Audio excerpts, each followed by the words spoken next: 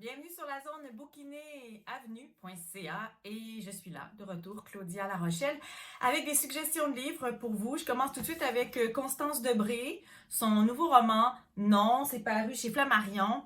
C'est elle qui avait fait paraître, peut-être que vous en avez déjà entendu parler, c'était Playboy en 2018 chez Stock. Ensuite, il y avait eu Love Me Tender, donc ça c'était en 2020. Puis là, il y a celui-là qui vient d'arriver aussi chez Flammarion encore. Elle a une écriture. D'abord, je veux juste vous la présenter. Qui est Constance Debré? C'est pas tout le monde qui la connaît. Puis je pense qu'on a vraiment tout intérêt à la connaître de plus en plus.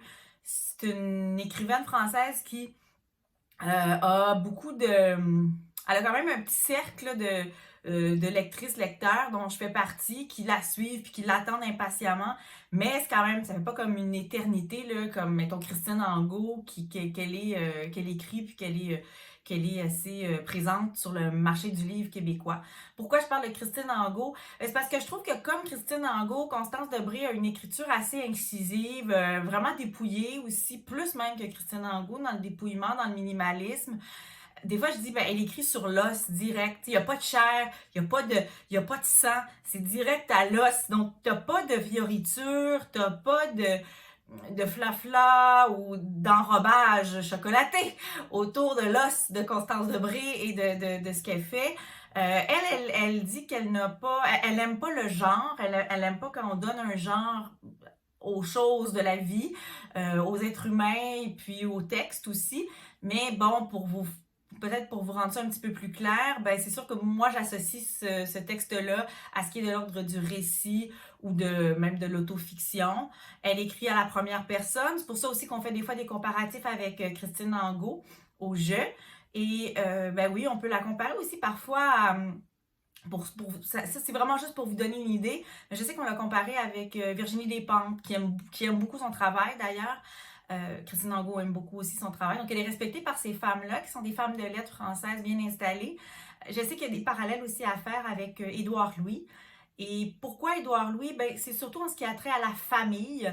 Il y a chez Constance Debré ce parallèle-là intéressant à faire parce que Constance Debré vient d'une grande famille, la famille Debré. Qu'est-ce que je peux dire sur cette tribu-là? Parce que c'est une tribu qui compte 7 académiciens, des médecins, il y a des politiciens. Son père, lui, c'était un espèce de mouton noir dans la lignée. C'est François Debré qui est mort en 2020, mais qui était un homme, un journaliste de guerre notamment. Il a déjà gagné le célèbre prix Albert Londres. C'est un homme très respecté dans le monde du journalisme de guerre, entre autres. Puis sa mère, qui est décédée très jeune, dans la quarantaine. Sa mère, elle était encore jeune, Constance, quand sa maman est décédée. Sa mère, c'était une mannequin. Et ce couple-là est aussi au cœur de ce récit-là, en ce sens que elle a été élevée par ses parents-là, en partie, des parents qui étaient junkies. Donc, bon, ils prenaient de l'opium, tout ça, puis un jour, ils ont laissé tomber l'opium, ça devenait cher, puis ils ont remplacé ça par l'héroïne. On peut imaginer les ravages que ça fait. Et puis quand il n'y avait pas d'héroïne, il y avait de l'alcool. Donc, elle a comme grandi. Pas qu'elle a manqué d'amour, mais il y avait évidemment quelque chose qui était de l'ordre de l'anormalité, là, mettons, dans la façon dont... Parce qu'il devait bouger beaucoup. Bon, des fois, il perdait des sous énormément. Ça coûtait cher, la dope. Donc, elle se promenait de HLM en HLM. Elle est devenue, après ça, avocate. Elle a laissé tomber ça, une bonne avocate, là.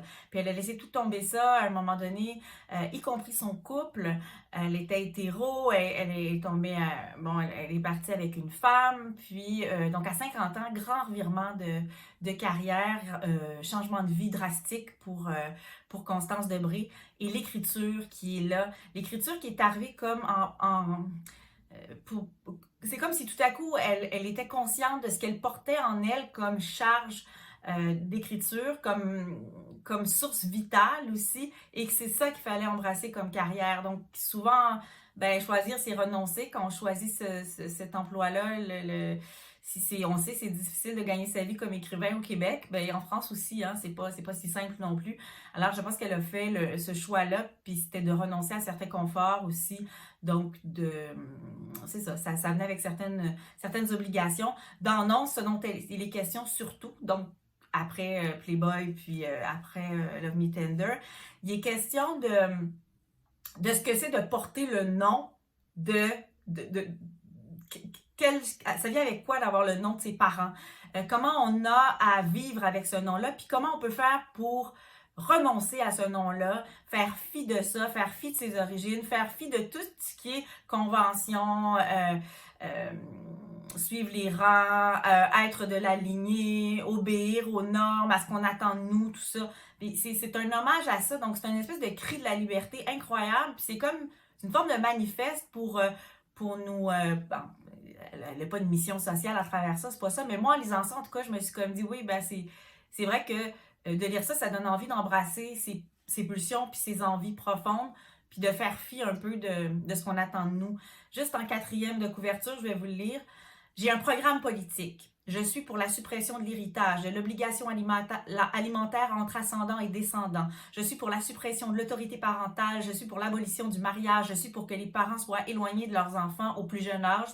Je suis pour l'abolition de la filiation. Je suis pour l'abolition du nom de famille. Je suis contre la tutelle, la minorité. Je suis contre le patrimoine. Je suis contre le domicile, la nationalité. Je suis pour la suppression de l'état civil. Je suis pour la suppression de la famille. Je suis pour la suppression de l'enfance aussi, si on peut.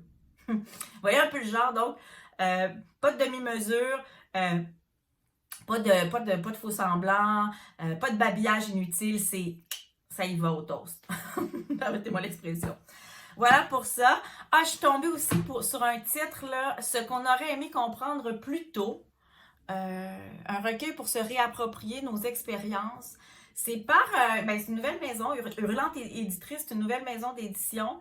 C'est un collectif féministe qui s'appelle les Péripatéticiennes, oui. C'est un collectif qui lutte au quotidien pour favoriser l'émancipation des femmes, des personnes issues de la diversité de genre, puis pour favoriser une sorte de dialogue ouvert et inclusif dans l'espace public. J'ai lu ça avec une réelle jouissance, un réel bonheur, comme si je pouvais m'affranchir de ce qui vient avec l'ignorance de mon âge. Je m'explique. Parfois, je suis rattrapée dans le quotidien par des nouveaux mots, des nouvelles expressions, des comportements toxiques, des agissements. Je fais des erreurs, je gaffe, je me trompe quand j'aborde des gens parfois. C'est juste que parfois j'adopte des comportements qui sont un peu dépassés puis qui sont moins en lien avec l'époque actuelle, avec le respect qu'on doit avoir de nos contemporains. Le monde a changé, le monde a évolué, puis moi de lire ça, c'est comprendre où je me situe aujourd'hui, comment est-ce que je peux aborder les gens avec un peu plus de respect. Bien sûr, c'est pas obligatoire de suivre tout ça, mais c'est peut-être juste pour m'aider à comprendre, à me situer, puis à être en accord avec certaines propositions, disons, de mon époque. Donc pour moi, c'est vraiment un symbole d'ouverture, ce livre-là, de mieux être puis de mieux vivre. Il n'y a rien de prêchi-prêchant, il n'y a rien de moralisateur, pas du tout. C'est vraiment un guide pour mieux vivre en société, mieux vivre avec son prochain, sa prochaine. Puis c'est un livre aussi que je pense que je vais lire pour mieux comprendre les jeunes, les générations qui viennent après moi. J'ai déjà 43 ans, des fois je me sens un peu en décalage. C'est comme si tout à coup je me rendais compte que, ok, ouais, ben, je suis rendue là, c'est plus moi qui a 20 ans, c'est plus moi qui a 30 ans. Donc ce livre-là vient juste comme me rappeler certaines choses pour rester de mon temps aussi, puis rester de mon époque, puis être capable d'être en accord, puis de mieux m'entendre avec ma génération, mais celle d'avant, puis celles qui me suivent aussi. Donc c'est vraiment un livre précieux. Vous voyez, c'est comme une petite encyclopédie en même temps. C'est fin, c'est délicat. Ils ont travaillé super fort. Qu'est-ce que la charge mentale, le travail invisible, le travail émotionnel? Qu'est-ce que... une fille aussi peut être plus poilue que les gars. L'acceptation aussi de certaines choses. Le sexisme, qu'est-ce que ça fait quand ça s'invite au souper?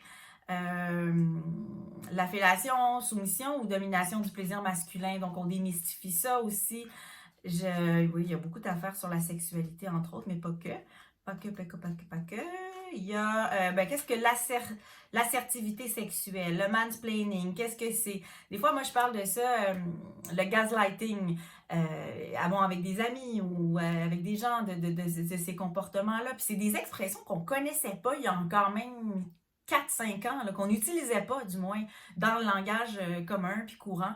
Puis ce langage-là est arrivé avec une nouvelle génération, entre autres, puis je trouve ça important de le savoir, ce que ça veut dire, puis de l'utiliser à bon escient aussi quand il le faut. Et de mettre des mots, des fois, sur des comportements, c'est aussi...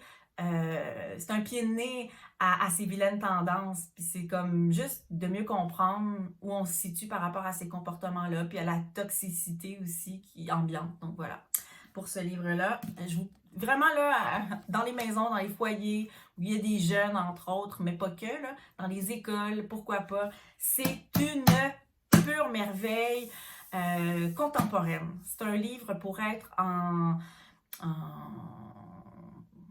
dans son époque, bien de son temps. Voilà.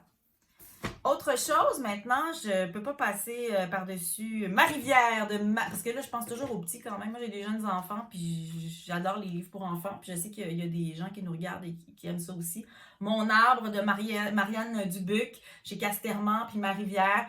Je sais qu'il y a des gens qui adorent les petits livres où on peut, des rabats, là, comme ça. Regardez si c'est beau. Marianne Dubuc, elle a un coup de crayon hallucinant. Oh, il y a des petits rabats, donc c'est des histoires avec des rabats, voilà. Des petits cartons, c'est des tout cartons, c'est des collections que, personnellement, j'aime beaucoup les tout cartons. Alors, avec des rabats, voilà, des petites hymnes à la nature, on n'en a jamais trop. Puis je trouvais aussi, il faut dire qu'il y avait un petit goût de printemps dans ces livres-là. Mais comme le printemps est... Je vais être positive. Le printemps est à nos portes, mesdames et messieurs. Je trouvais que ces livres-là, à lire en famille, c'était génial. Et parce qu'on recommence tranquillement à voyager, mon année à l'étranger de mon ami Jean-Michel Dufault, qui a fait paraître ça au Parfum d'encre. Jean-Michel a 50 ans, Constance Debré, elle a foutu son couple-là, sa carrière d'avocate, puis elle a décidé d'embrasser les femmes, c'est le cas de le dire. Jean-Michel Dufault, lui, a décidé de partir à l'étranger. C'est déjà un très, très grand voyageur, mais il a mis sa vie sur pause pour partir, voir le monde, voir du pays. Puis il nous parle de ces pays qu'il a découverts, les endroits du monde qu'il préfère. Il y a des anecdotes de voyage, il y a des rencontres et surtout, il y a ces magnifiques photos parce que Jean-Michel Dufault, oui, c'est un gars de médias, c'est un animateur de télé, c'est un chroniqueur. Mais c'est surtout un gars qui a une vive intelligence, qui a de la répartie, qui a beaucoup d'humour aussi, beaucoup d'humanité. C'est un grand sensible. Puis, il a surtout, avec ses compétences-là, il maîtrise beaucoup l'art de la photo. Il prend des photos hallucinantes partout dans le monde, que ce soit les cafés, les immeubles, les coins de ville, les coins de paysages plus bucoliques, plus naturels. Donc, c'est ces photos qui sont là dans ce livre-là. C'est un livre à couverture rigide, d'une super belle qualité, puis qui donne vraiment envie de partir. Et pourquoi pas partir longtemps? Il révèle un peu dans ce livre-là aussi les moyens qu'on peut avoir, de quelle manière on peut embrasser ce type de voyage-là, parfois sur du long terme aussi. Sans que ça nous coûte les yeux de la tête. Récit de slow travel. Ben oui, voyage lent. On peut-tu dire ça plus en français? Un récit de voyageur lent. Voilà. Merci beaucoup d'avoir été des nôtres sur avenue.ca. Lisez mes collègues, sont formidables. J'ai beaucoup de respect et d'admiration pour mes pairs qui écrivent sur ce formidable site avenue avec un s.ca. Merci de me suivre et puis bonne journée. Hein. Le printemps est à nos portes, on se dit ça. Bye.